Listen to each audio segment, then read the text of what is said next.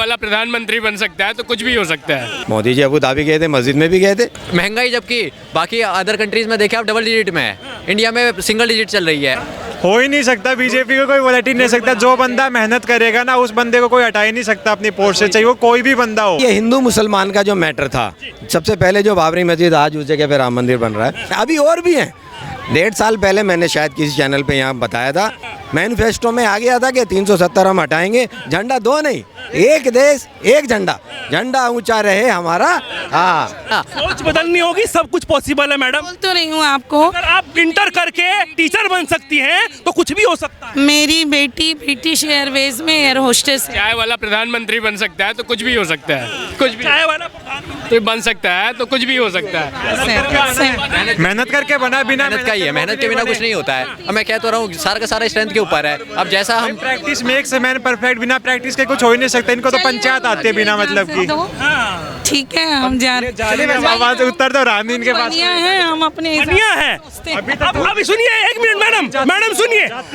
अब आप कह रही थी धर्म नहीं होना चाहिए, जाति नहीं होनी चाहिए, अब आप बता के जा रही हैं हम बनिया हैं।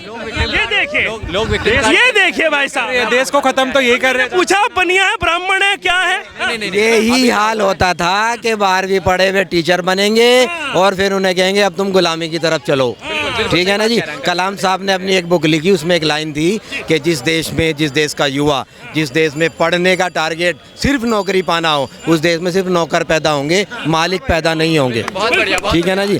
हमें मालिक बनना है, हमें वर्ल्ड का बॉस बनना है। सिर्फ नौकरी क्यों, हम नौकर क्यों बनेंगे भाई? हिंदुस्तान का ये एक बंदा है, मोहम्मद यूसुफ लुलू उनका नाम है, केरला से बिलोंग करते हैं। आज दुनिया का कोई ऐसा कंट्री उठा के देख लो जहाँ उसके शॉपिंग मॉल ना हो। Lulu mall, Lulu mall, Lulu mall, Lulu mall. क्यों नहीं आप मालिक बन रहे? आप एक अकेले जाओगे, रोजगार ढूंढने जाओगे। आप ऐसे बनो ना जो हजारों को रोजगार दे सको यार, तो ये बनो ना। तो सिर्फ सरकारी नौकरियां रोजगार नजर आता है खान साहब। नहीं, फिर वो गुलाम बन, वो जैसे भी कह के गई, वो गुलामी की पद्धति पे तो जाने से हमें मना किया गया है। शिक्षा तो दिमाग को खोलती है, वो बंद कर रहे हैं। क्योंकि 12वीं पढ़ के कांग्रेस के टाइम में हो गए टीचर, पता कुछ उन्हें है नहीं। अब आपके सामने एक मीडिया वालों को कह रही है भौंकना, जबकि ये शब्द वो अपने बच्चों के लिए यूज नहीं कर सकती, अपने हस्बैंड के लिए यूज नहीं कर सकती, अपने किसी रिश्ते, अपने स्टूडेंट के लिए भी नहीं यूज नहीं कर सकती। जिस वो तो है, देखिए मैं आपको बता दूं। अब जो जाएगा, अब अगर जॉब में भी जाएगा, जैसे इन बच्चों ने कहा, अब जो जॉब में जाएगा वो जाएगा बिल्कुल चमक के, धमक के, तराश के, हीरा बन के, हैं जी। बड़े बड़ाई ना करें और बड़े ना बोलें बोल, और रहीमन हीरा कब कहे कि लाख टके मेरा मोल।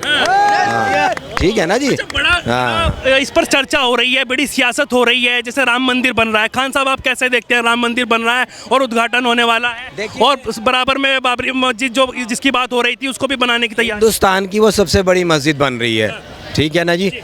राम मंदिर का मामला, ये जब एक पॉलिटिकल पार्टी ने अपनी मैनिफेस्टो में कुछ चीज़ें रखी, और वो रखी जो उस वक्त लोगों को लग रहा था ये असंभव है, ये पॉसिबल है ही नहीं। चैलेंज कर रही थी विपक्षी। ये मेरा बेटा सत्ता में है। हम जब कश्मीर घूमने जाते थे, वहाँ हम सेक्रेटरीट पे देखते थे 2 झंडे लगे हुए हैं कश्मीर में, एक कश्मीर का और एक इंडिया का। मैं कह रहा मेरे अपने दोस्त से, मैंने भाई ये क्या है भाई, कि जी ये कश्मीरी झंडा है, हाँ हम इंडिया वाले हैं यार, कश्मीर इंडिया में है भाई, फिर ये 2 क्यों? आज वहाँ 1 है। मैनिफेस्टो में आ गया था कि 370 हम हटाएंगे, झंडा 2 नहीं, एक देश एक झंडा, झंडा ऊंचा रहे हमारा। हाँ, ये ठीक है नहीं जी। तो अब दूसरा उनका ये था कि हमें ये बनाना है, मंदिर बनाना है। अभी और भी हैं। 1.5 साल पहले मैंने शायद किसी चैनल पे यहाँ बताया था कि POK इधर आ रहा है, बिल्कुल आ रहा है। 2025 अभी संसद में अमित शाह जी ने क्या कहा कि आ रहा है, कैसे आ रहा है वो हमारे ऊपर छोड़ दो। अमित शाह जी ने कहा विपक्षी हमारी बात नहीं सुनते, हमें बाहर निकाल देते हैं, हमें बाहर निकाल के कहते हैं कि भाई तुम यहाँ के लायक नहीं। देखो, जब विपक्ष हल्ला मचाएगा तो अमित शाह को जो कहना वो पब्लिक नहीं सुन पाएगी। अमित शाह जी को जनता को सुनाना है, मेरे देश की जनता बेफिक्र रहो, आधा तो हमारे पास पहले से है और आधा वो पूरा होने वाला है। ठीक है जी, उधर से भी हम लेके आ रहे हैं। वो बोलना चाह रहे हैं, वो बोलने नहीं दे रहे। अब जब बोलने नहीं दे रहे तो आप बाहर जाओ भाई। आरोप लगते हैं कि भारतीय जनता पार्टी हिंदू मुसलमान कराती है, आपको नजर आया कहीं ऐसा? खान देखिए, ये हिंदू मुसलमान का जो मैटर था, सबसे पहले जो बाबरी मस्जिद, आज उस जगह पे राम मंदिर बन रहा है, उसका ताला जब खोला गया था वो स्वर्गीय श्री राजीव गांधी ने खोला था, और वहाँ से इस मुद्दे को हवा मिली थी। वो मसला कहाँ से शुरू हुआ? कि वो जो खटाई पड़ी दो भाइयों के बीच में, हालांकि वो चंद लोगों के बीच में है। आज मैं भी प्रेम से आपके साथ खड़ा हूँ, आप मेरे साथ खड़े हैं, यहाँ सब खड़े हैं, कोई एक दूसरे को नहीं मार रहे। उसके बाद एक वो आया था, इन बच्चों को तो खैर नहीं पता होगा, शायद आपको पता हो, एक जी नसबंदी कराओ इनकी, है जी, और उसमें स्पेशली टॉर्चर किया गया था मुस्लिम्स को। वो किसका राज था, है जी? अगर हाशमपुरा मलियाना मेरठ वालों को याद हो, जिसमें एक तरफा हुई थी मुसलमानों की, वो किसका राज था? वीर बहादुर सिंह जी थे कांग्रेस के, और वही आखिरी मुख्यमंत्री थे यूपी के, कांग्रेस के तरफ से। उसके बाद नहीं आई। भागलपुर में जब हुआ वहाँ भी कांग्रेस, मुरादाबाद में जब हुआ तो वहाँ भी कांग्रेस, है जी। तो क्या क्या कहोगे? तो तुरुष्टिकरण की राजनीति बीजेपी कर रही है। अरे बस वो कहे ना, कुछ पत्ते ढके रहें तो ज़्यादा अच्छी बात है। हाँ, और जैसे राहुल गांधी अब न्याय यात्रा की बात कर ले, पहले भारत जोड़ो की बात कर रहे थे, अब न्याय मिलने की बात कर रहे हैं। देखिए बस वो अपने आप को किसी दर्जे किसी लेवल पे बचा लेने की कवायद है कि भाई बंगले छूट गए, एसपीजी सिक्योरिटी छूट गई, वीवीआईपी ट्रीट जो मिलता था एयरपोर्ट पे वो सब खत्म हो गया, कि यार ये किसी तरह से स्टेटस मेंटेन कर लें बस। अब सैम पित्रोदा वहाँ बैठ के बोल रहा है कि जी वहाँ ऐसा हो रहा है, वहाँ बैठ के। अब मोदी जी के बारे में उसने बोला कि वो सिर्फ मंदिर में जाते हैं। मोदी जी अबू धाबी गए थे, मस्जिद में भी गए थे, वहाँ एक मंदिर बना अबू धाबी में 2 साल पहले, मोदी जी ने जाकर उसका इनॉग्रेशन किया। लो भाई हम अपने मंदिर में भी आ गए, हम यहाँ मस्जिद में भी आ गए। शेख जायद मस्जिद दुनिया की बेहतरीन खूबसूरत मस्जिद मानी जाती है, वहाँ भी गए थे। मोदी जी अमृतसर गए या दूसरी जगह गए, वहाँ गुरुद्वारा बंगला साहिब में, गुरुद्वारे में भी गए। स्कूलों में नहीं जाते, वहाँ पर अस्पतालों में नहीं जाते। वैसे जाना चाहिए, जब इस तरह की 12वीं पास भर्ती कर रखी टीचर, तो जाना चाहिए वैसे मोदी जी को भी। हाँ हाँ, ताकि कुछ तो बच्चों का उद्धार हो। हाँ, ये इनका वो काम है कि लेके धूप में बैठी और स्वेटर बुन बुन के और पूरी टाइम निकाल दी, बच्चों जाओ अपने घर, और नस्लें हो गई बर्बाद।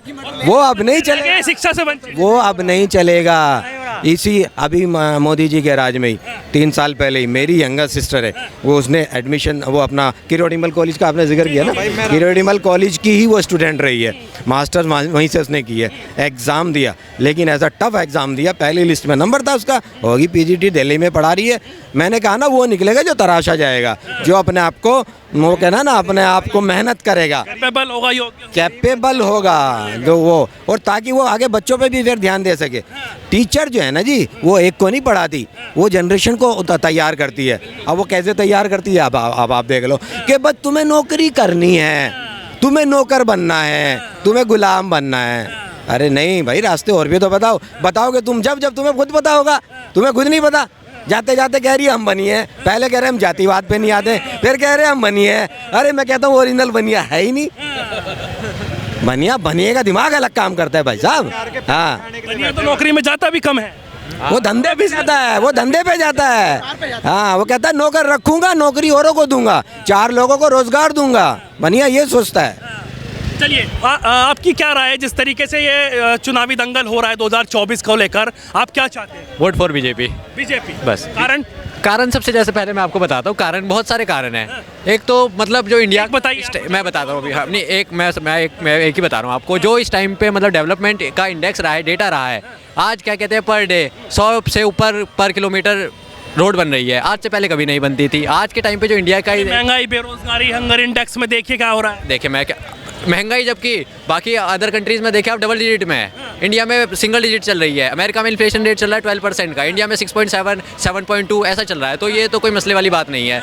महंगाई हर जगह होती है, जनरेशन सप्लाई कम होगी, डिमांड ज़्यादा होगी तो प्राइस अपने आप ही बढ़ेंगे। अभी हाल फिलहाल में टमाटर का देखा था, सप्लाई बहुत ज़्यादा कम थी, प्राइस कैसे हाइक करे, जैसी सप्लाई बढ़ी प्राइस कैसे डाउन हुए। आप किसकी सरकार चाहते हैं? Sir BJP. अरे कह रहे गठबंधन हो रहा है, तख्ता पलट देंगे भाई साहब। हो ही नहीं सकता, बीजेपी को कोई पलट ही नहीं सकता। जो बंदा मेहनत करेगा ना, उस बंदे को कोई हटा ही नहीं सकता अपनी पोस्ट से, चाहे वो कोई भी बंदा हो। इसने एक तो एजुकेशन पे इतना ज़्यादा फोकस करा, नालंदा विश्वविद्यालय था, उसको कोई नहीं जानता था। सैम पित्रोदा कह रहे हैं कि ये स्कूलों में जाते ही नहीं, मोदी जी कहाँ से फोकस कर दिया? अरे सर, स्कूल में ही फिर टीचर किस लिए छोड़ रखे हैं, इनके लिए पोस्ट किस लिए निकालते टीचर के, अगर प्रिंसिपल किस लिए, अगर ये स्कूल में जाके अपना टाइम वेस्ट करेंगे तो, अगर ये स्कूल में जाएंगे तो देश को कौन संभालेगा?